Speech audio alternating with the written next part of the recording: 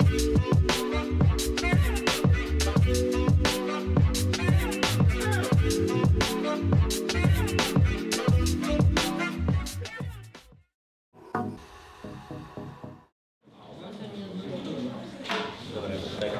vás, ľudia. Dneska máme rekordnú účasť asi na tento semester, takže ďakujeme. A dneska nám prišiel prednášať Martin Jenča, ktorého asi väčšina z vás pozná pod nikom Žltý. Martin je z kreatívneho štúdia Milk a ich prácu môžete poznať najmä z rebrandingu RTVS a z Pohody, aspoň to je pre mňa najznámejšie. No a Martin nám bude dneska prednášať na tému Collaborate or Die, čiže bude to najmä o dôležitosti spolupráce v našom kreatívnom odvetví. Takže Martin, vítaj. Ďakujem. Takže ahojte.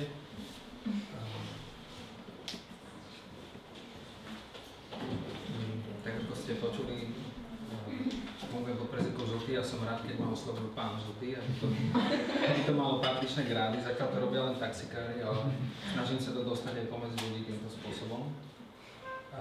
Ako bolo spomenuté, založil som Milk, kde momentálne fungujeme ako 10 v agentúre. Zaoberáme sa vizuálnou kultúrou, stratégiou, komunikáciou, obsahom a podobne. Iba ukážem pár obrázkov, aby bolo jasné, že v čom všetkom sme mali ruky. V princípe sa snažíme kombinovať online s offline, to znamená, že ideme ako keby cross cez všetky tie platformy, ale nehovoríme to nahlas, lebo v princípe stále riešime to isté a ide o to, ako tie veci vyzerajú, ako tie veci fungujú. A či už sú v online alebo sú v offline, je v podstate nepodstatné pre nás. V konečnom výsledku. Veľa ľudí sa pýta, čo znamená Milk, tak aby to bolo úplne jasné, som to musel nakresliť. Ale v skutočnosti to je kombinácia stratégie a dizajnu, pretože dizajn je pre nás strategický nástroj a to je v podstate kľúčová vec. Takže aby som to tak akože pretransformoval do takého ozajstného. Takže tá stratégia je kombinovaná s tým dizajnom a momentálne tú stratégiu doplňujeme aj o ten obsah. To znamená, že netvoríme len dizajn, ale snažíme sa aj vytvoriť nejaký content, ktorý môžeme potom dizajnovať, pretože väčšina klientov má problém práve s obsahom, že chcú niečo vytvoriť, ale nevedia dodať ten správny obsah minimálne včas. Na začiatok by som povedal 10 vecí, o ktorých nebudem hovoriť, ono ich není 10, ale to 10 by znelo lepšie, keby to nebolo 10, takže to je jedno. Na začiatku strašne ma fascinujú obučia, dámske, a považujem to za taký personálny grafický dizajn, že každý je vlastne taký ako keby výtvarník, ale o tom som nechcel hovoriť. Takisto som nechcel hovoriť o tom, že ako online zabíja ten print, alebo o tom, ako keď je zlý dizajn, vás to až takto unaví, že vlastne keď je zle zalomená kniha, tak ste ho není schopní ani dočítať. Takisto som nechcel hovoriť o mojich koreňoch, že vlastne v súvislosti tak to je iba tak na ukážku. Potom jedna z tých mojich prednášok, alebo jedna z takých tém, ktorými sa zaoberám, je inšpirácia. Že kde ľudia chodia pre inšpiráciu a akým spôsobom ju zháňajú a došiel som na to, že v princípe ľudia ju hľadajú na nesprávnych miestach. Toto som ja, aby bolo jasné. Toto sú akoby moje záujmy a tá správna inšpirácia je v podstate niekde, kde ju nehľadám. A ako som veľmi nešportový typ, ja vidím pozerať šport a nechodím a nehrám žiadny šport a cez to všetko na tých športových podujatiach je schopné nájsť inšpiráciu napríklad. Tamto ten telefón, neviem, či ste si všimli, kde je umiestnený, tak vlastne to je dokonalé. Potom som nechcel hovoriť o tom, že v princípe každý je teraz akoby umelec. Je to taká tá téma, že ten prívlastok sa dostáva už k všetkému, už hovoriť, že umelec, tak uvidíme, jak to bude za chvíľu. A takisto som nechcel hovoriť, ale mohol by som, a možno aj to spomeniem, že ako dobrý dizajn dokáže meniť veci k lepšiemu. A takisto aj o tom, že nám väčšine, či už dizajnerov, marketerov a akokoľvek v podstate chýbajú skills na to, aby získaval ďalšie veci. To znamená, že človek sa zdokonaluje v nejakej vlastnej téme a nedbá na tie ostatné, alebo mu chýbajú praktické skills, že vie Photoshop, ale nevie InDesign a Illustrator, alebo nevie využívať editor v konečnom dôsledku. Potom jedna z tém obľúbených, ktoré riešim, aby bolo jasné, je popkultúra a stretávam sa s tým, že ľudia opovrhujú tou popkultúrou a podľa mňa tá popkultúra je obrovská, ako keby diera plná inšpirácie. Toto je Donatella Versace a Lady Gaga. Toho pána nepoznám. A v princípe témou mojej prednášky je spolupracuj alebo zomri a toto som sa snažil nailustrovať, že ako vyzerá priemerný slovenský dizajner, marketér, ilustrátor, spisovateľ a kdokoľvek. V princípe, že si vytvorí okolo seba tú krustu a v nej sa nejakým spôsobom pohybuje a nevidí kvôli tomu ďalej v princípe. Podobný problém mala aj Britney Spears, ktorá v 98. povedala, že ju osamelosť zabíja, takže čo sa našťastie neskôr zmenilo.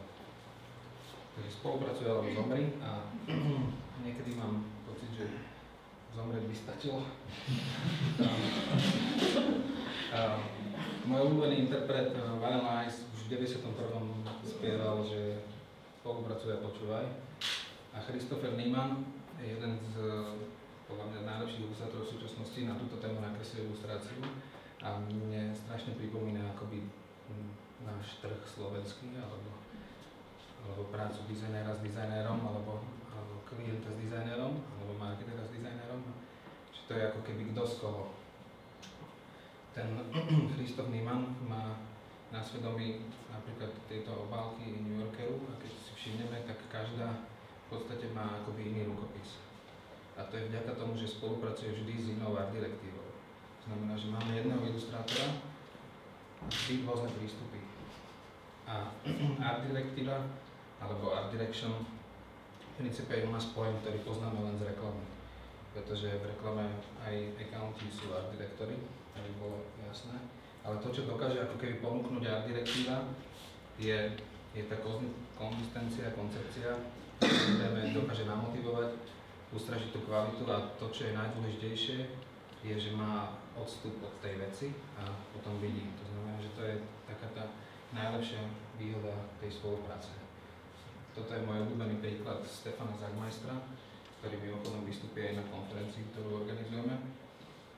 Toto vyzerá ako jednoduchý obrázok, môžeme si povedať, že to je nejaký Photoshop alebo že to je pekne vyleštená vec, ale v skutočnosti sú to jednocentové mince poukladané na chodníku.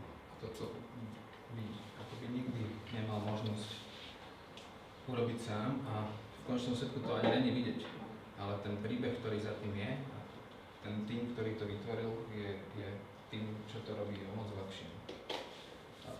Môj obľúbený citát od neho je, že každý východ je rovnako aj vchod.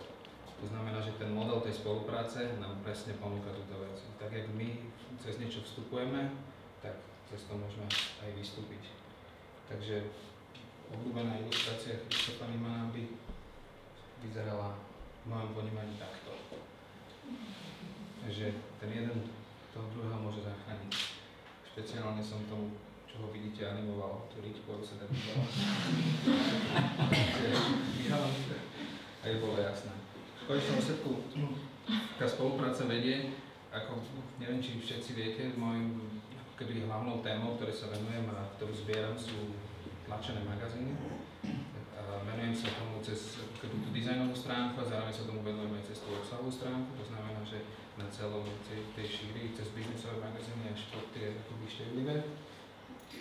A toto je Bloomberg Business Week, ktorý vďaka spolupráce s kreatívnym riaditeľom Richardom Tarlim sa ocitol aj v takejto polohe, že v biznisovom týždenníku, ktorý naozaj rieši vážne témy, nájdete takúto dvojstranu, alebo dvojstranu, ktorá je možno trošku konzervatívnejšia oproti tej prvej, ale u nás v podstate v konzervatívnych alebo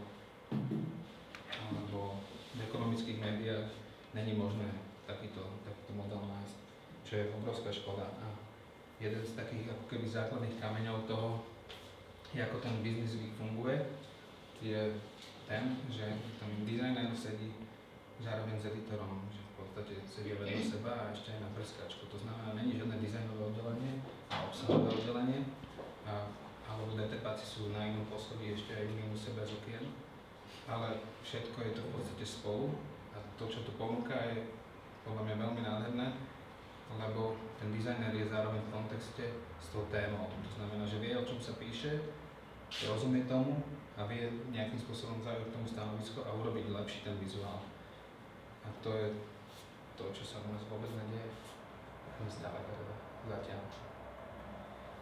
Toto je akoby ďalšia ukážka spolupráce, ktorá u nás akoby nemá obdobie a je taká, že toto bol prizvaný ilustrátor do toho, aby nailustroval nejaké veci do magazínu ID, kde on sa v podstate rozhodol, že tie ilustrácie umiestni tam, kde netreba, respektíve tam, kde ich nechcú.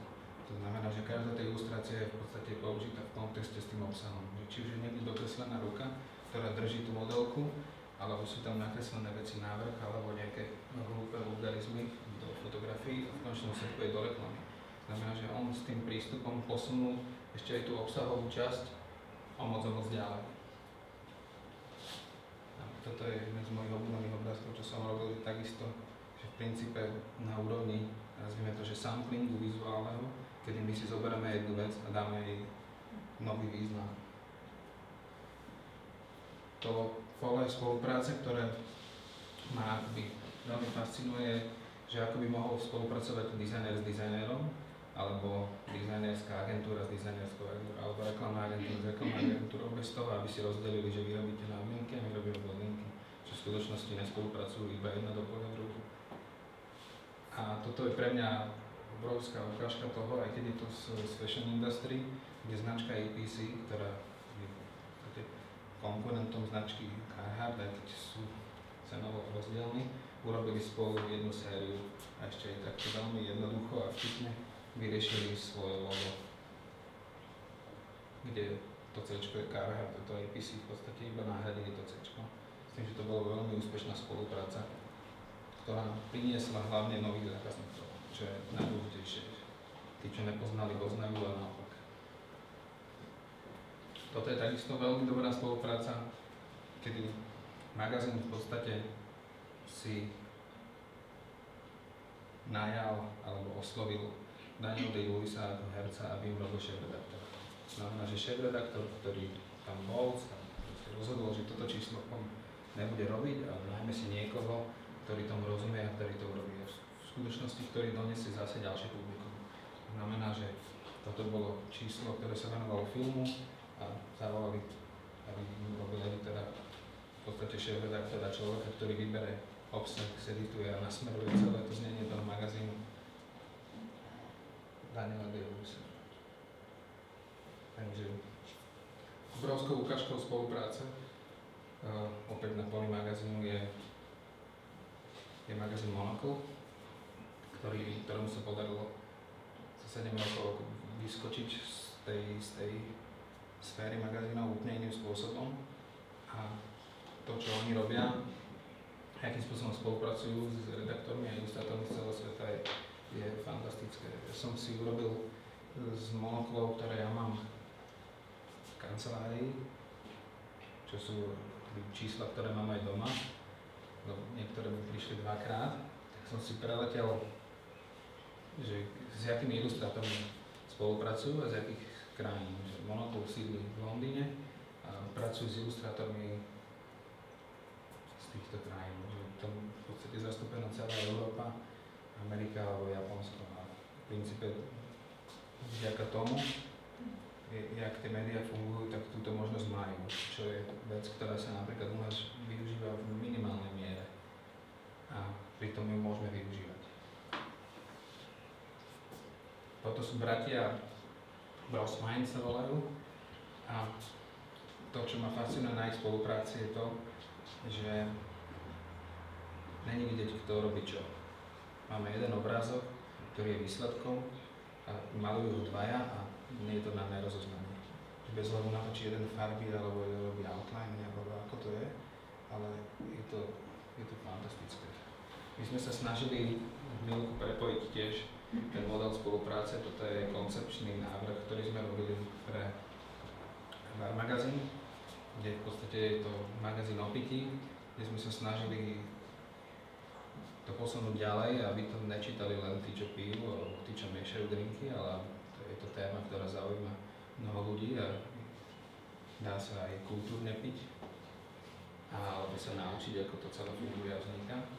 A v princípe toto bol model spolupráce. 6 krát do roka vyjde to číslo a každé číslo ilustruje iný ilustrátor, vrátane titulky. A tá spolupráca fungovala spôsobom, že tá redakcia si zaujímala to číslo a finálne číslo odovzdala nám, my sme kurátorovali ilustrátora, ktorý si potom s tým mohol robiť, čo chcel. Čo bola škoda, že väčšina z tých ilustrátorov využila práve tie plochy, ktoré im boli určené a nie tie plochy, ktoré mohli využiť a nevyužili. O čo sme sa samozrejme snažili v ich mielku. Let's hear an example of correct microphone basing.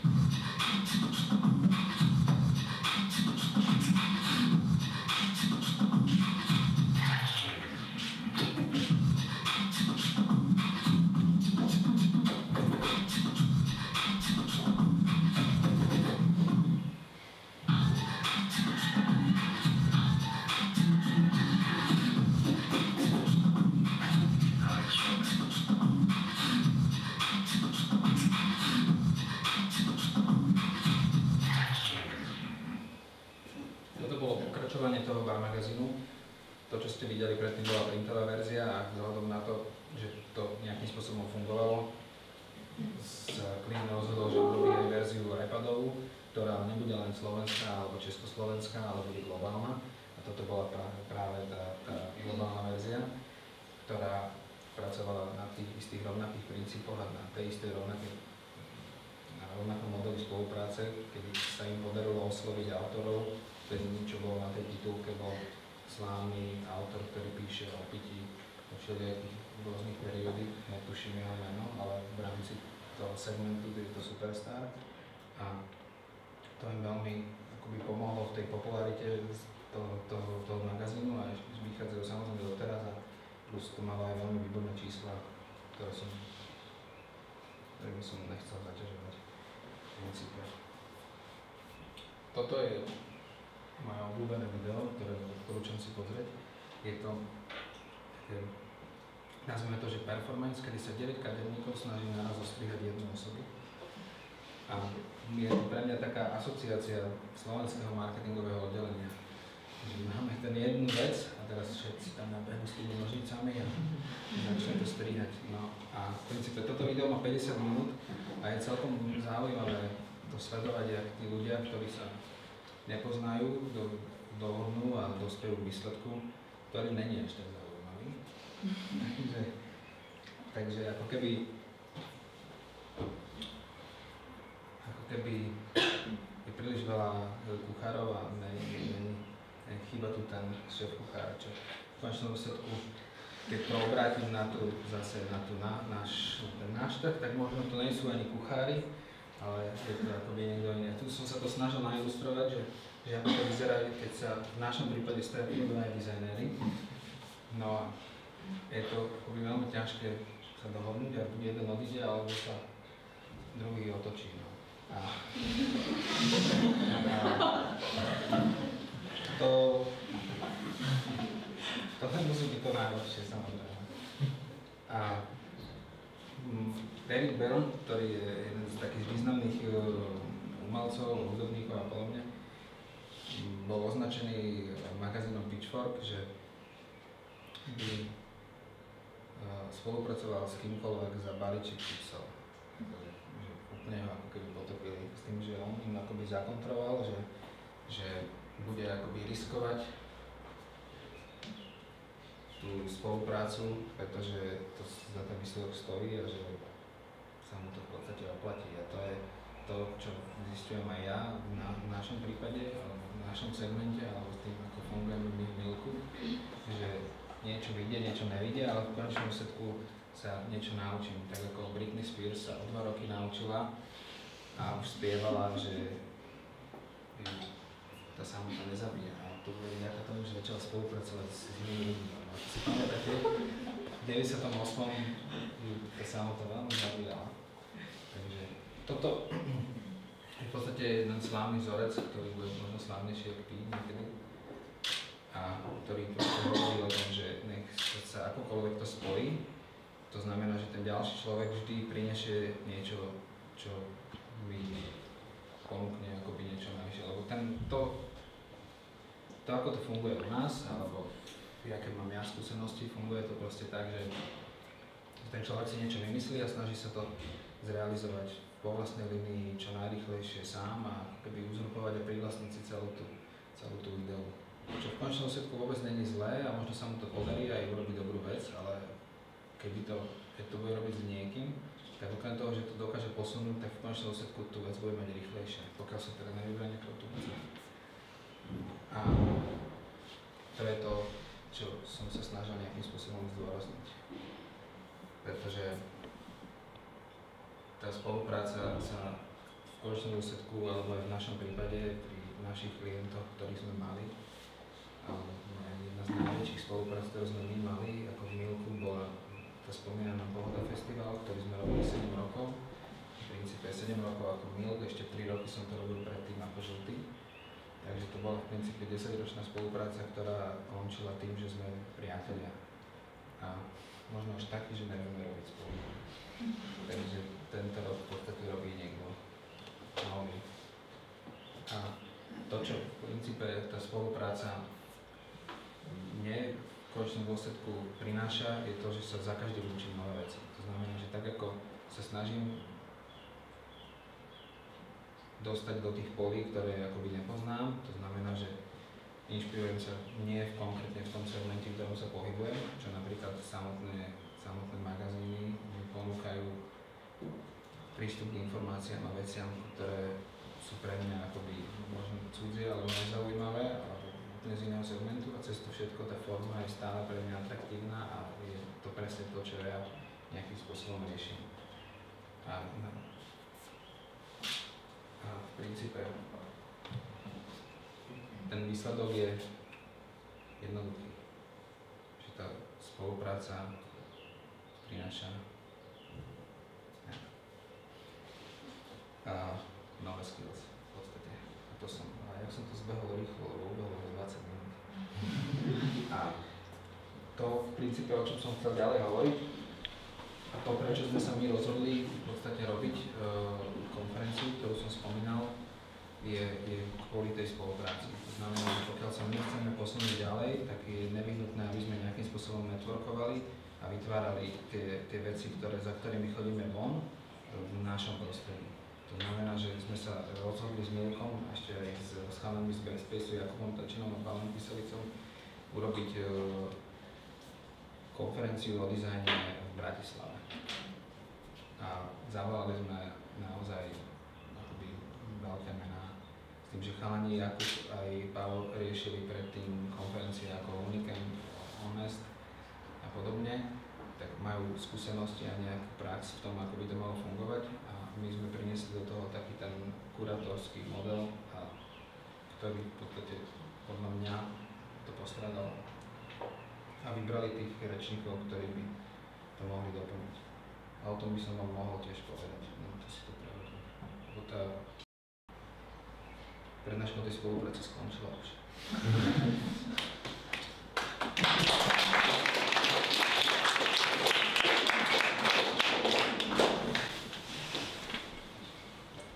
Ale asi som bol v autobuse vyhádzal nejaké slajdy, ale som to povedal nejak veľmi rýchlo. Ale v princípe chcel som hovoriť aj o tejto našej konferencii, pretože to úzko súvisí s tým a to povedomie o dizajne alebo o tom kreatívnom priemysle, alebo budem hovoriť radšej o dizajne, lebo to je segment, ktorom sa my venujeme a pohybujeme, tak je veľmi akoby mizerná. To znamená, že ten dizajn sú stále pre niekoho len obrázky, alebo je to len to pozlátko. To znamená, že dneska som počúval rozhovor v rádiu s nejakým chlapíkom, ktorý rozprával o tom, jak sa robia roboty. A keď spomínal dizajn, tak spomínal, že to bude aj dizajn, aby to nejako pekne vyzeralo. Ale hovno, lebo ten dizajn je to, aby to pekne fungovalo. To znamená, že ten, kto navrhne tú ruku, tak ju navrhne kvôli niečomu, aby mala nejaké vlastnosti a takisto tie vlastnosti splňa materiál a tak ďalej. A stále navrhujeme na to, že to robí nejakým spôsobom dizajn. Takže v konečnom dôsledku v tom verejnom ponímaní je ten dizajn tá výstupná vec, bez toho, či má nejakú funkciu alebo nejakú inú hodnotu a vôbec sa ani nerozpráva o tom, že ten dizajn je vec, ktorá dokáže zarobiť a priniesť tie peniaze akoby späť. A preto sme sa rozhodli v podstate urobiť konferenciu, na ktorú prídu rečníci zvonku, ktorí budú hovoriť práve o týchto case studies, že o tom, ako dizajn a ako ich práca v podstate zmenila nejakú vec k lepšiemu. Našim najväčším rečníkom bude Stefan Sagmeister, čo je pre mňa osobne jeden z najlepších dizajnerov a môj akoby taký osobný favorit, ktorého som mal možnosť vidieť už 3-krát a jeho práce, ktoré si ho tak preklikáme, majú veľmi osobitý až personálny charakter a to, čo je ako keby veľakrát najlepšie na tých jeho prácach, je to, že nekončia tým, čím majú byť. To znamená, že keď si zoberieme grafického dizajnera, tak grafický dizajner je ten, ktorý robí, predstavíme si, OK, urobí plagát, urobí časopis, urobí knižku, urobí niečo. Ale v konečnom dôsledku to zadanie znie, aby niečomu pomohol a to nemusí končiť ako knižka, ale môže to končiť ako video, alebo ako produkt, alebo ako napríklad, toto je fantastická vec, to je z banánov urobené a tie banány v podstate, jak hnili, tak sa to všelijako menilo. A to, o čom hovoríme, je napríklad, toto je fantastická vec, že Stefana Sagmeistera oslovilo BMW, aby urobil knihu pre výročiu BMW a on urobil knihu, ale s takým malým detailom, že je na ovládanie a jazdí. Takže a v konečnom dôsledku je presne tento prístup a to, čo je ako keby na ňom čarovné. A cez to všetko je schopný robiť komerčných klientov veľmi ako vysoko kvalitne modulárne, alebo Lurida, alebo našim ďalším rečníkom bude globálna agentúra Method, konkrétne príde kreatívny riaditeľ Filip Dwyer z Londýna a oni sú zameraní čisto na digitál a hlavne na to, čo je u nás ako keby tiež veľmi malý segment agentúry na tom, akoby digitálne agentúry samozrejme to riešia, ale v princípe sa o tom nehovorí tak a to je ten experience design. To znamená, že akým spôsobom my vedieme zákazníka, či už je to nejaký portál, alebo akým spôsobom my vedieme zákazníka v predajni, alebo ho dostaneme tam, kam chceme. Nadizajnovať tu je žurny tomu, čo my od neho chceme. A to je tá vec, ktorej sa venuje ten metód. Medzi klientov jeho patrí BBC, Channel 4, Reuters, Google a podobne. Z posledných vecí, čo redizajnovali, je TED. Je rovnako robili Player a Nokia a podobné veci. Vasava budú, to je katalánske štúdio, španielské a tých som mal tiež možnosť vidieť už 2-krát a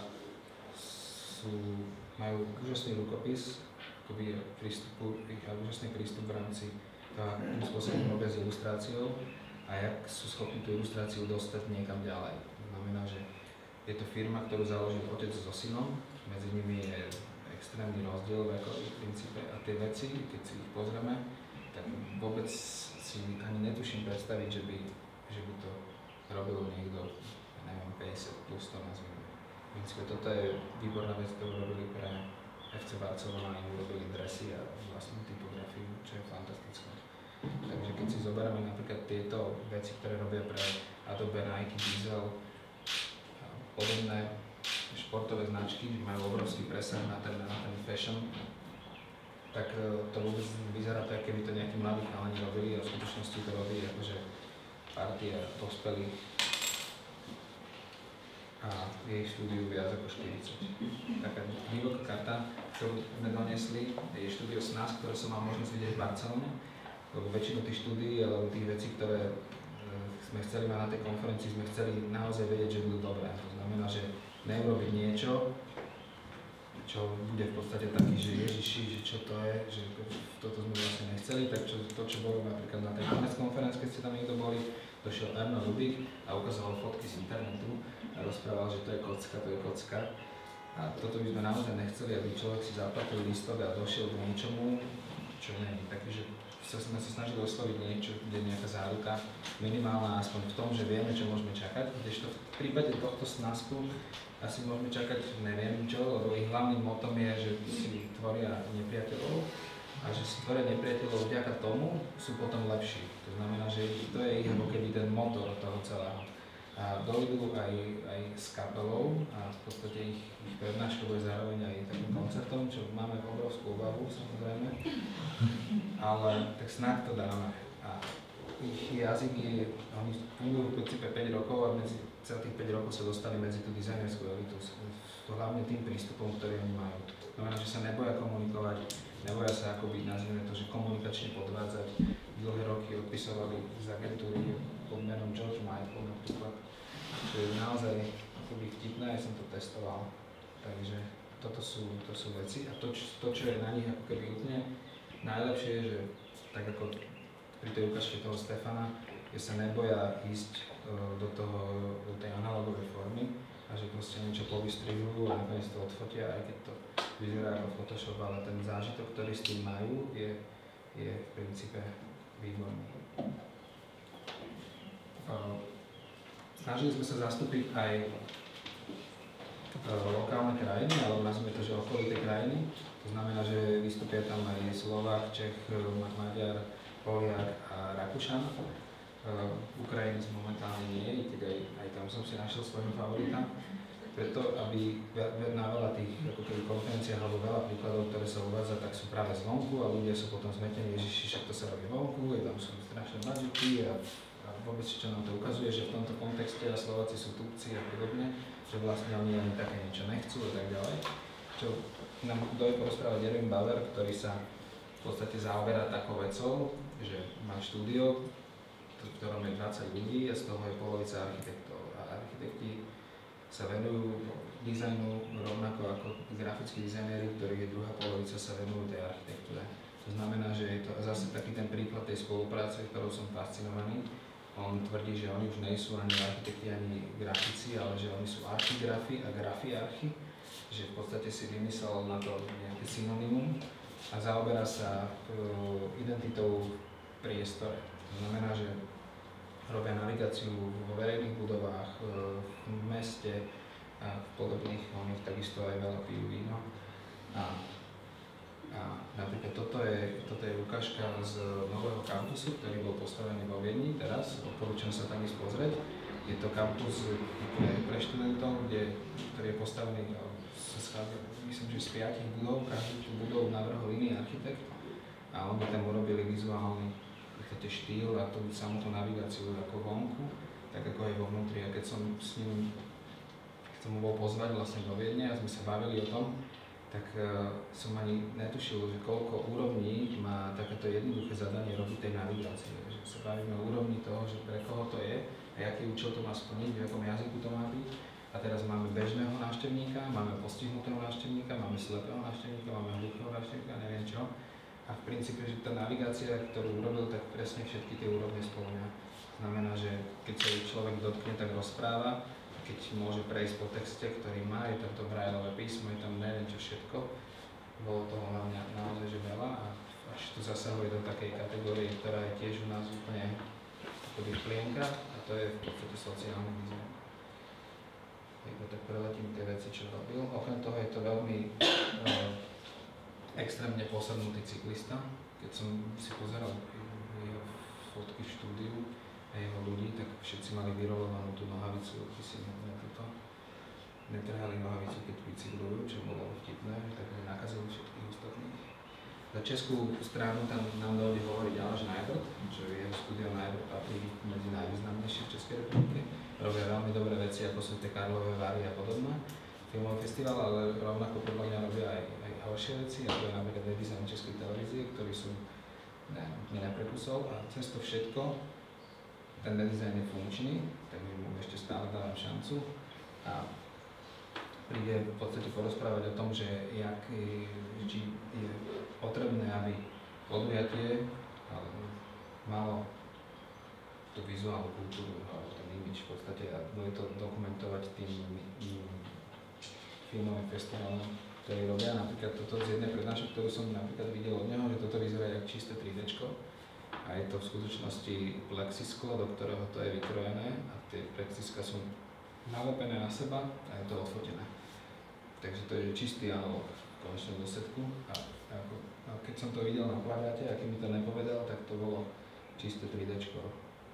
Myslím si, že aj ešte vlastne aj teraz je to 3Dčko, takže asi to bavilo iba ich, ale fascinujem ma to.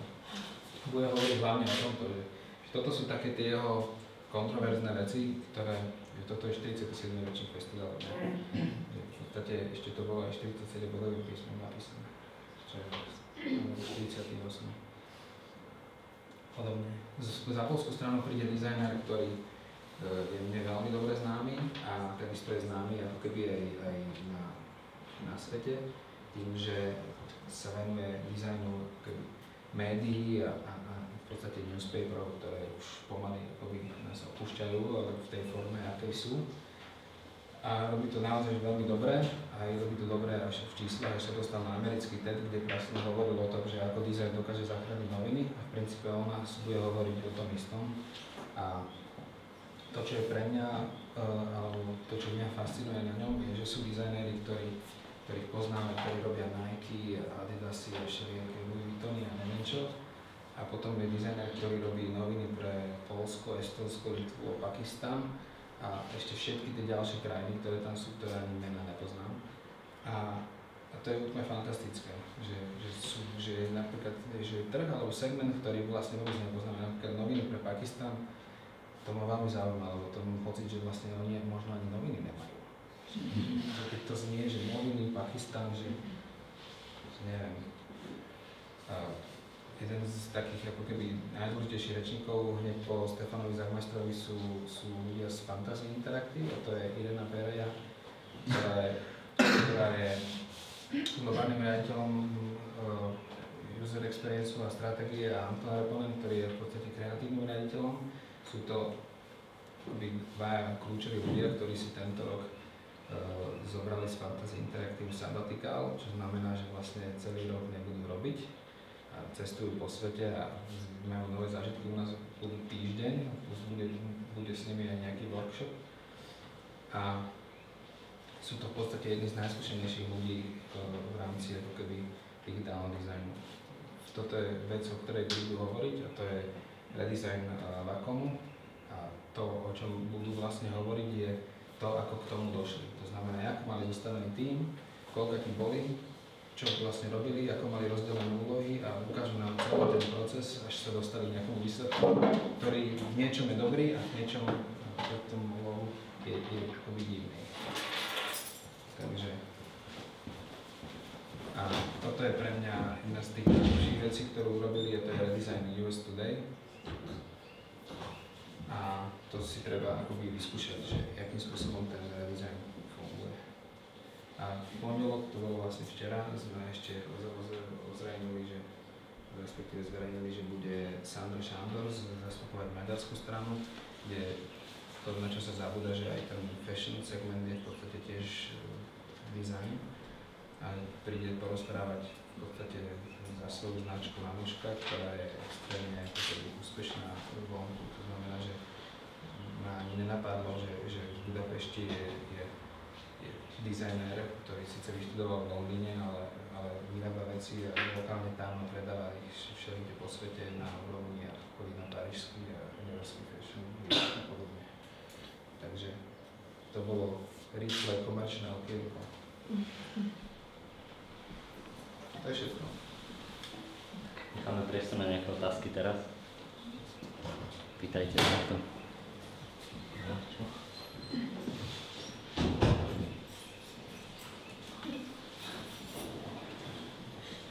Ja by som sa opýtal, ak môžem. Pardon, že ja Milk Studio, ako vlastne funguje, akých ľudí tam zamestnávate a aký je vlastne ten workflow u vás? No, Milk Studio momentálne máme 10 ľudí. Fungujeme spôsobom, že toto som vás chcel zhypnotizovať. Fungujeme spôsobom, že ja zastrešujem tú komunikáciu a kreatívu, potom je tam v podstate managing director, ktorý je môjim partnerom, ktorý zastrešuje tie formálne a obchodné aktivity. A ďalej tam máme 4 dizajnérov, vlastne 5 teraz. A jedného programátora a teraz zrušil som pozíciu copywritera a nahradil som mu pozíciu, v podstate ešte to nemám ani pomenované, ako by som to mohol hovoriť, ale je to v podstate editor, to znamená, že zamestnal som človeka, ktorý skončil žurnalistiku a venuje sa v podstate tvorbe obsahu, aby sme videli tým klientom ponúknuť ten content. A fungujeme tým jednoduchým spôsobom. Že keď chceme mať dobrý dizajn, tak potrebujeme mať dobrý content, ktorému sa snažíme ako keby pomôcť. A čo sa týka toho dizajnu, tak fungujeme spôsobom, kde ako keby ja vediem ten tým, plus mám tam art direktorku, ktorá sa volá Eva Kašáková, ktorá je v podstate takisto distribuuje robotu a vedie ten tým. S tým, že account manažera momentálne nemáme, to nezvládol duševne. Takže môžete šíriť, keď ste niekde poruchu, ale nie. Takže, ale v princípe nefungujeme ako klasická agentúra, aj tým, že ten kolektív je malý, tak v podstate aj zdieľame veľa tých jednotlivých pozícií. To znamená, že veľakrát aj ten dizajner robí niečo, čo mu nepatrí a takisto je ten textár a aj v podstate kóder. Ale tá moja snaha je taká, aby bolo v podstate toho, čo najviac je in-house. Aby som, pretože s externou spoluprácou mám zlé skúsenosti zatiaľ. Takže vypnem to. A tieto tvoje slajdy, to sú bliká, alebo prečo to bliká? Ja neviem, prečo to bliká, ono to zrazu bliká. Ne, to sú Wi-Fi samozrejme. To sú Wi-Fi. Flash je mŕtvola už pre mňa. To znamená, že to teraz to za do okolností nehrá. Ale ja som už fascinovaný tou špinavosťou toho vizuálu a v princípe aj jeden z takých nosných prvkov toho rukopisu Milkového je práve taká tá hravosť, taký ten personálny charakter a podobne. To znamená, že tá animácia stačí tam 3 framey a je to lepšie ako statický obrázok. Dosť používate tieto handwritten fonty, nie? Akože ručne písané, nie? Používame veľa tieto, ale nepoužívame žiadne písma. Vyrábame si to, píšeme to sami a riešime to, lebo je to o moc rýchlejšie. A hlavne to má presne ten charakter, ktorý chceme. Napríklad jedna z takých tých mojich obľúbených testov, keď dojde keby nový dizajner k nám alebo prijímam, tak je, že chcem vidieť, ako píše. A to veľa napovie o človeku.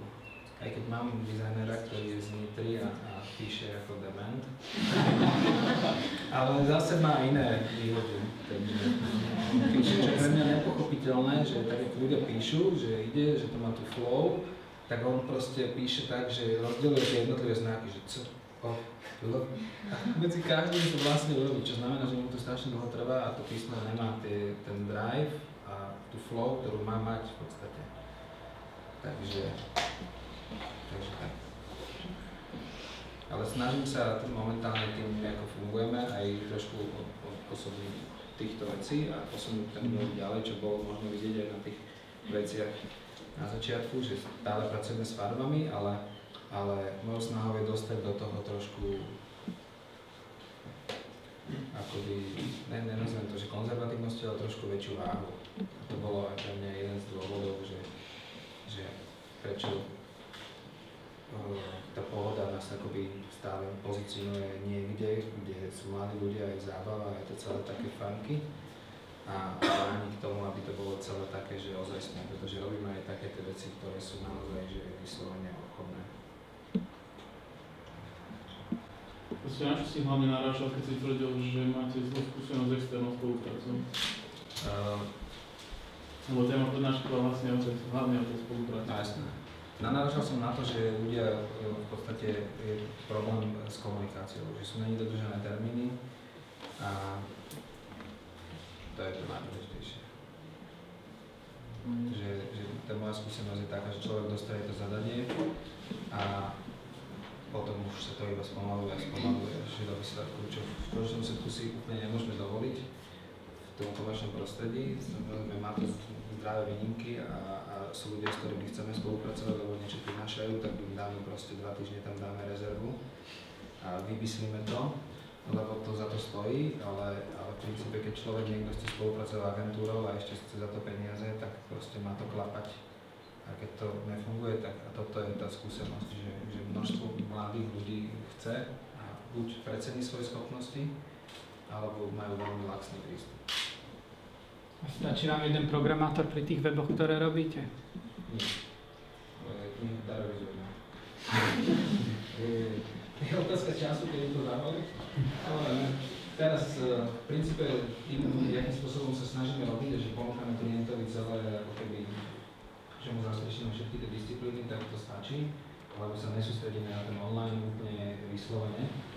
A my to nevieme robiť, by som povedal, že tak dobre, ako by to robila online agentúra, ktorá ich má 4-5. To znamená, že v princípe vo veľa prípadoch robíme napríklad design a urobí sa ten frontend a robí sa to napríklad niekde inde. Že máme klienta Tempest, ktorí sú IT firma, obrovská, tak sa im nakodila veci, nech sa im to tam hýbe, to je na pixel presne a oni sa už postarajú o ten backend. V princípe a na toto stačí, ale niekedy nestačí. Teraz napríklad pracujeme externe lebo v princípe musíme, ale uvidíme, aké to bude, to je nová skúsenosť. A z týchto online a digitálnych klientov, tak hovoril si o rozhraní a podobných veciach, tak ako napríklad rozhranie evaluujete, ako testujete, alebo že takéto vy vôbec neriešite, ako v rámci tej kreatívnej digitálnej agentúry, alebo...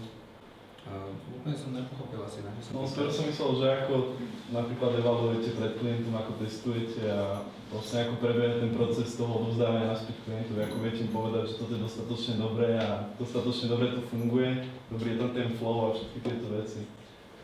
No, ten online má jednu výhodu, v princípe aj v konečnom dôsledku periodika majú tú istú výhodu, aj keď pomášam, tie veci si dajú fixovať zájazdy. To znamená, že ten online model je taký, že sa nastaví nejaká komunikácia a potom uvidíme, akým spôsobom to funguje a keď to nefunguje, neplní očakávania, tak sa tá komunikácia v podstate mení.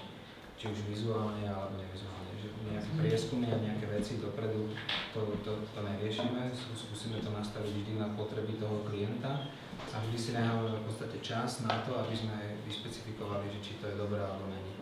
Znamená, a keď už sú to nejaké komplikovanejšie veci, tak sa dá riešiť aj ten A/B testing. To znamená, že nastavíme buď takto alebo takto a na základe toho sa vždycky rozhodujeme. A robíte A/B testing? Pri málo klientov. Vyslovene pri takých, kde potrebujeme mať čo najväčšiu konverziu. A to sú aj takí klienti, ktorých neukazujeme, lebo ani nevyzerajú tak dobre, ako by nie že mohli, ale oni musia vyzerať tak, lebo majú úplne iný účel. Ja by som mal ešte takú otázočku, že ja si vždy pamätám vlastne, a teda konkrétne tvoj rukopis, proste sa mi z Milkom spája, čo user interface design je nejaký projekt, za ktorým si ty stál, za ktorého si dniesol svoj rukopis, je to digitál, online, teda mimo toho bar magazínu.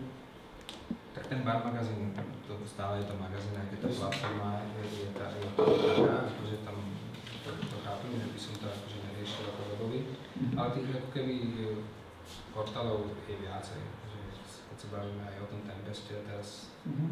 No si pamätám len Tuli, možno Pohodu, ale...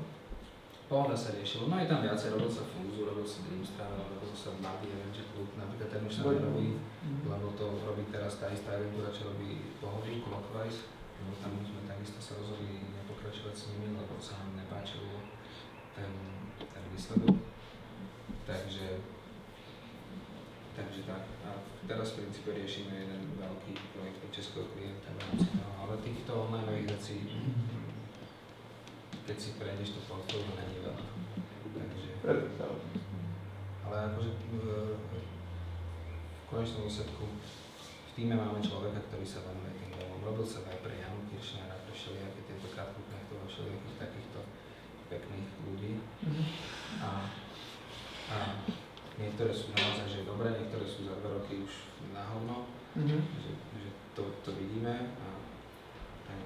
A ten Túrik v princípe teraz redizajnuje opäť a robí to bez nás. Takže tak.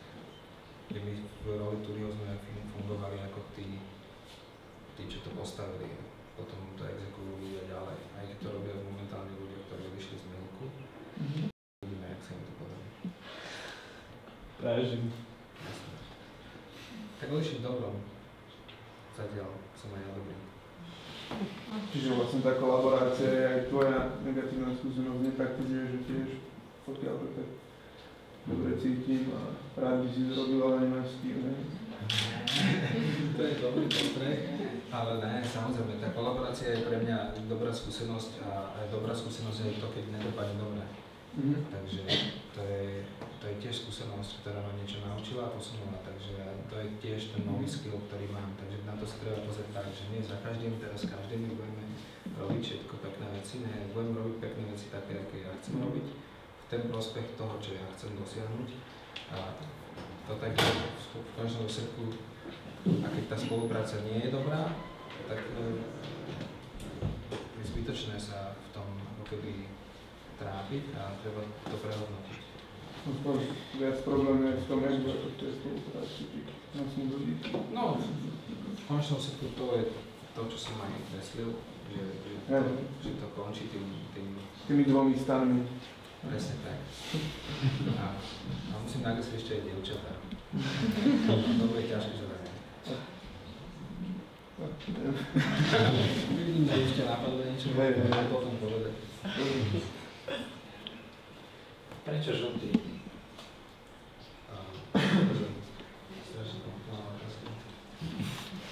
Má to nejakú veľkú históriu toho vzniku tohto niku, alebo?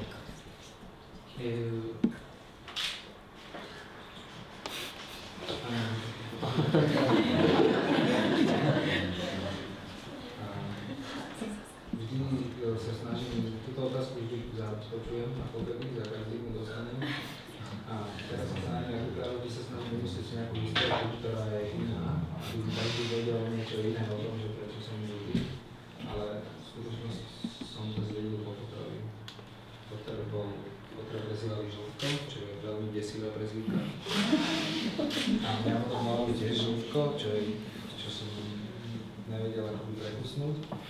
A postupne sa to pretransformovalo bez toho, aby som nejak sa pričinil o to a skončilo to ako Žltý, čo mi ako keby veľmi pekne pomáha v rámci identifikácie. Znamená, že Žltý sa vie so Žltým expresom do Nitry. Ešte jedna otázka, vlastne ty si art direktor, Milku, všetko, čo končí, proste ide cez svoje ruky. Stále sa ide nejaká taká kolízia tých záujmov agentúry, že napríklad ty niečo navrhneš, dáš to do plena a niekto vlastne kibicuje do toho a ty to nejakým spôsobom nevieš stráviť a chrlíš o mne, alebo väčšinou to je úplne ináč. Stáva sa aj takáto vec, ale väčšinou sa pozerám na to cez to, čo to ako keby vie priniesť. To znamená, že nebojím sa ako keby zabiť tú ideu, aj keď je moja.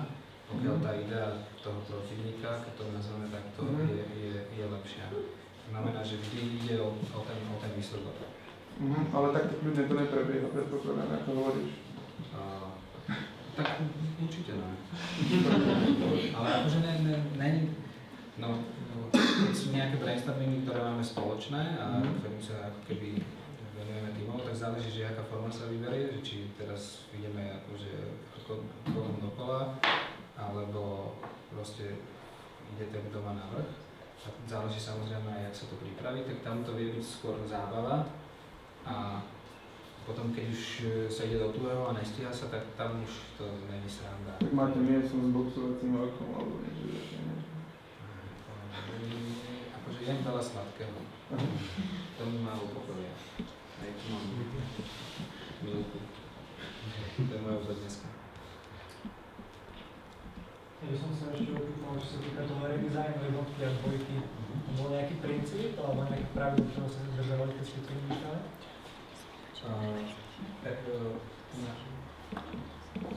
dám tematický obraz.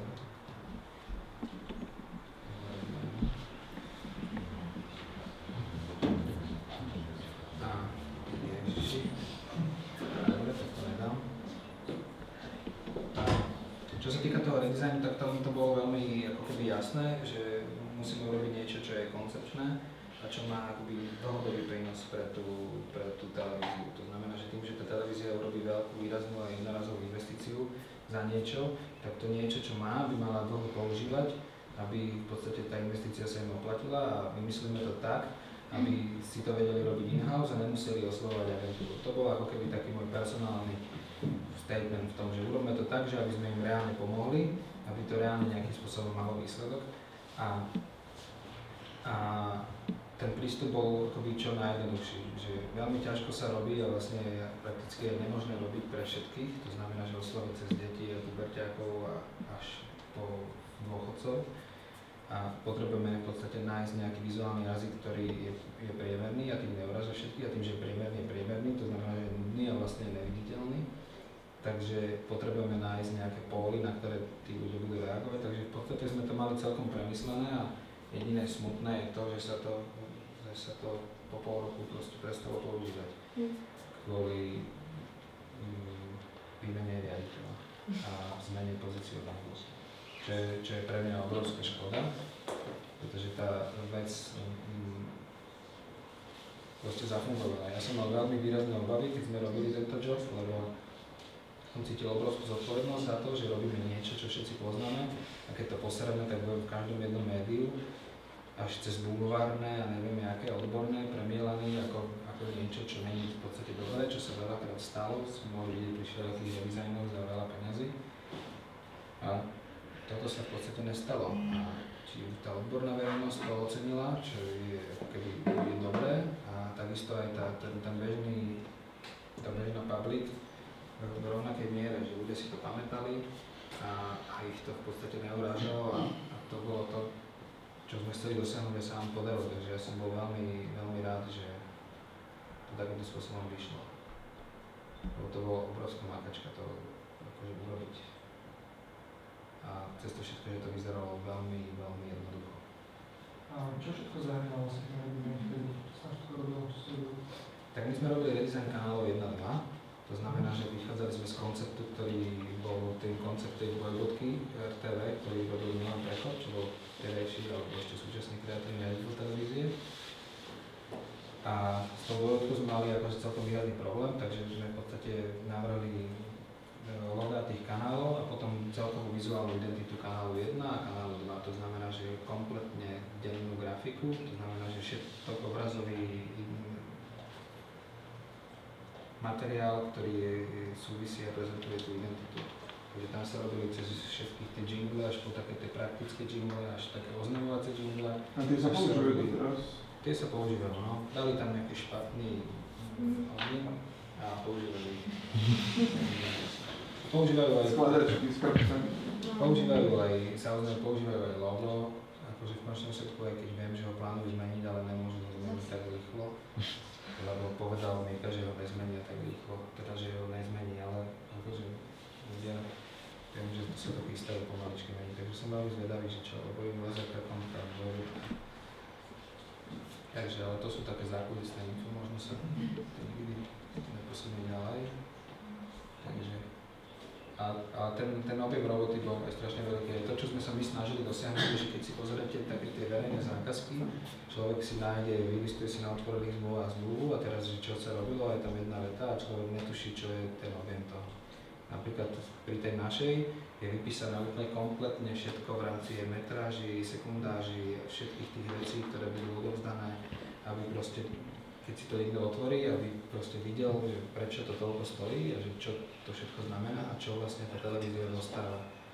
A čo bez ohľadu na to, že toto je presne ten moment, ktorý teraz čo kdokoľvek po nás zobere a nastaví to tak a vie, čo mu treba a nemusí nič riešiť, čo môžeme povedať, Ježiš, že to je taká negatívna stránka toho, Ale to je presne ten istý model, ktorý sa nám stal pri tej starej tržnici, čo my ľudia súčasťou aliancie Stará tržnica, o oživenie starej tržnici v centre Bratislavy.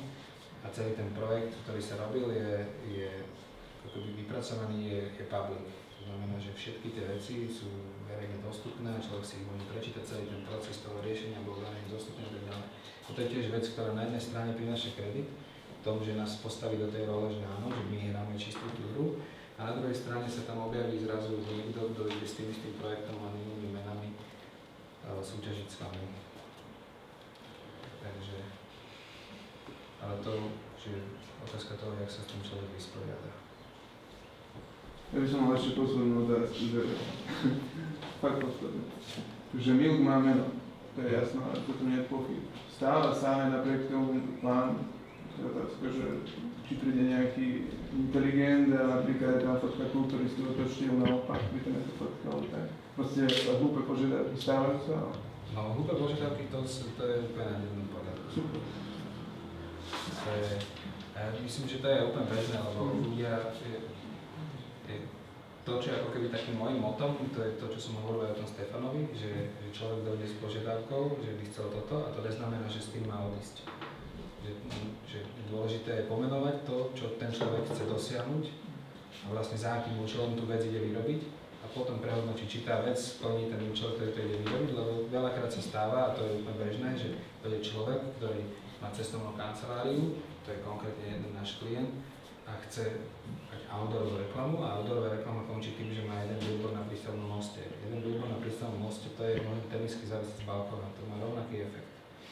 Proste v tej rýchlosti a v tej špine toho vizuálneho outdooru, ktorý máme u nás v Bratislave, čo je naozaj že extrém, to v podstate nefunguje. A veľakrát je to o tom, že sa nepodarí vysvetliť, že toto nespraví nič. A potom človek čaká pri telefóne, že niekto mi zavolá, že teda neviem, prečo to nefunguje. A tam už je ako keby neskoro hovoriť, že ja som ti hovoril, lebo týmto spôsobom to v podstate je veta, ktorá by mala byť zakázané, aby ju používali, lebo vôbec nepomáha.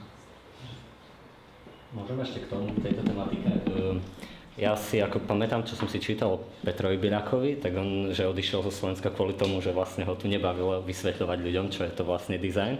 A ako si na tom ty mal si takú chvíľu vlastne, že ťa to omrzelo, že fakt títo ľudia tu nie sú väčšinou takí klienti vyspeli, aby tomu všetkému pochopili. No mal som takú chvíľu a ešte stále s tým aj bojujem, v súvislosti s tým, že ako fungujú klienti a ako to celé keby je. A snažím sa vždy v podstate dojsť na to, že kedy to je iba ego a nejaká emotívna vec, že mi niekto šlápe po niečom, čo niekto berie nejaké moje pocity a kedy je to ako keby dobré pre tú vec. A konkrétne rok dozadu sme mali aj Milku s mojím partnerom, business partnerom Polou, že sme naozaj reálne zvažovali, že to zakončíme, že nás to v podstate ako keby nebavilo, lebo tie veci sú naozaj, človek začne s týmto a povie si, že áno, to bude rásť a tak dáme nejaké auto, dáme hento, toto, postaví si tým a zrazu jeden robí, druhý ide.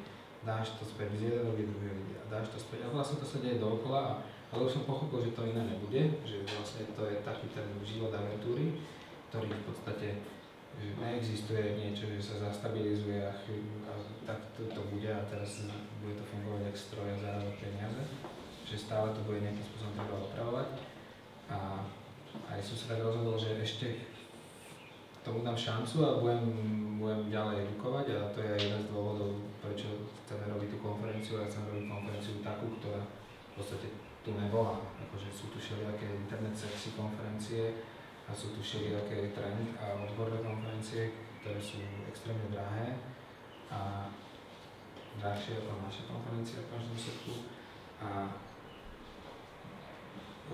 aj som na niektorých bol a sa nič iného človek nerozvie. Je tam človek, ktorý v podstate si robí self-promo, ako z istej časti aj ja dneska. Takže podľa mňa ešte to treba skúsiť. A tým, že sa aj snažíme pozicionovať k tej obsahovej stratégii, tak tým si otvárame v podstate aj aj nový segment, ktorý je úzko prepojený na ten dizajn. Sú nejakí klienti, na ktorých sa vyložené, že sústredujete? Alebo respektíve už sa naučili, ako hľadajú aj takí klienti, ktorí vlastne vy potom No vtipné je to, že veľakrát nás hľadajú klienti, ktorí videli pohodu a že ježiši, to je super, to je nádherné, že vôbec za nimi dojdú a sú strašne energické a nadšení a v skutočnosti sú úplne niečo iné. Úplne diametrálne odlišné od toho a ja vždy nechápem, že prečo vlastne dojdú za niekým, kto má nejaký jazyk, lebo sa snažím keby o to, aby Milan mal nejaký jazyk, čo niekomu môže byť na škodu, samozrejme ten jazyk by mal byť tvárny, ale nech človek vie proste to nejakým spôsobom zaradiť, zadefinovať a na základe niečoho si ťa potom tí klienti vedia vybrať, tak chcú potom niečo iné. No. Takže... Ale neviem, či som odpovedal. Že je to taký kúsok, že ťa to baví, hej, taká tá viac menej dobročinná činnosť v podstate, že stále ísť, ja neviem, aj s Jakubom. Dobročinnou by som ho nenazval, ale žijem z toho, takže a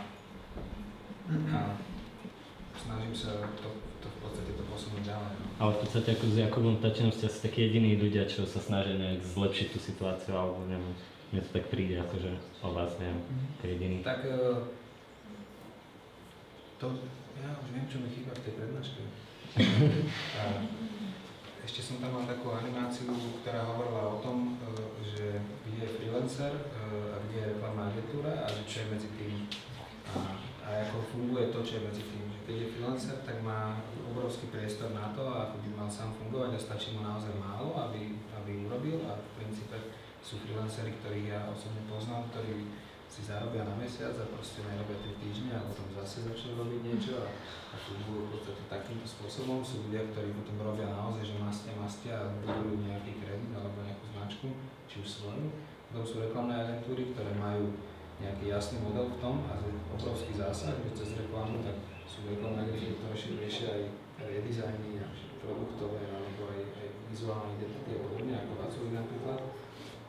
A potom je tam, ako medzi tým je v podstate, nazvime to, že kreatívne štúdio alebo design štúdio, ktoré nepatrí ani do tej strany k tým jednotlivcom, lebo není schopné im konkurovať finančne, aj keď ponúka lepší výsledok. A zároveň nepatrí ani do toho segmentu tých veľkých agentúr, lebo takisto není schopné jednak im konkurovať pri tých veľkých veciach, lebo nemá až takto celé vystavené. A to je v podstate nové miesto, ktoré treba keby vybudovať. Tu tých agentúr tohto typu, ako sme my, je naozaj že málo a ľudia sú v podstate není naučení fungovať takto. Vonku je ten trend, že ľudia, veľké firmy ako keby odstrihávajú veľké korporácie a sieťové agentúry a smerujú sa na menšie štúdia, jednak z efektívneho hľadiska a jednak aj z toho prístupu, že ten prístup je o mnoho osobnejší. Keď sa bavíme s malým štúdiom, ako keď sa bavíme s agentúrou, ktorá je globálna a má desiatky ľudí naozaj. Takže na tomto ešte ma čaká veľa práce, ako vytvoriť to prostredie, akože pre nás. Čo v konečnom sa môže skončiť čeliako, lebo je veľmi zaujímavý trend, ktorý je vidieť vonku, kedy štúdia je ako Spin, štúdio, ktoré je z Londýna, alebo ako Folk Studio, ktoré je z Barcelony, si proste vymysleli vlastné produkty, ktoré si začali dizajnovať a oni sa starali a až to postavili do takej roviny, že ich to živí viac ako tá práca ich štúdiu. Čo vychádza z toho dopytu po tej kvalite a potom aby mali nejaký výsledok. To nebudú stáť, takže aj toto je v podstate aj viacej takýchto malých štúdií, ktoré sa práve ako keby dostáva do tej roli toho obsahotvorcu, že nedostáva zadanie a dáva tomu formu, ale aj to zadanie si tvorí sám, čo je veľmi atraktívna vec pre nás. Ešte jedna otázka, čo sa týka celého toho rozsahu činnosti, ktoré vlastne robíte, je na Slovensku nejaká konkurencia, ktorá by vám konkurovala? Neviem. neviem, akože sú štúdia, ktoré mám rád, sú dizajneri, ktorých mám rád, a ktorí sú podľa mňa lepšie ako ja napríklad. A ktorí ma aj inšpirujú, alebo ako keby aj môžem povedať, že sceru a mážem ďalej v podstate, ako byť lepším. Takže, ale v princípe týchto malých teraz je taký typ tých digitálnych agentúr a že, ale reálne v princípe neviem, akože neviem nikomu.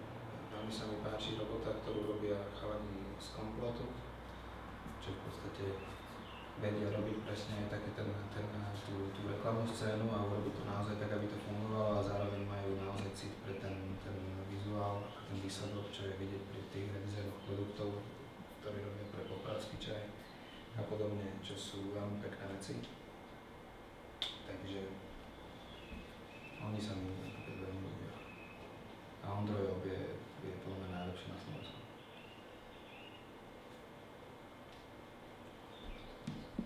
Čo môžem kopírovať? Všetci sa vedia kresliť, ale to nie je tiež. Nie je to problém. No, stačí ti vedieť písať. Je dobré, keď človek vie čarbať a podstatné je to, že to má nejaký charakter. Znamená, že nemusí to vyzerať ako kresba, ak si predstavujeme, že to má vyzerať, ale musí to ponúknuť nejakú emóciu a to mi stačí.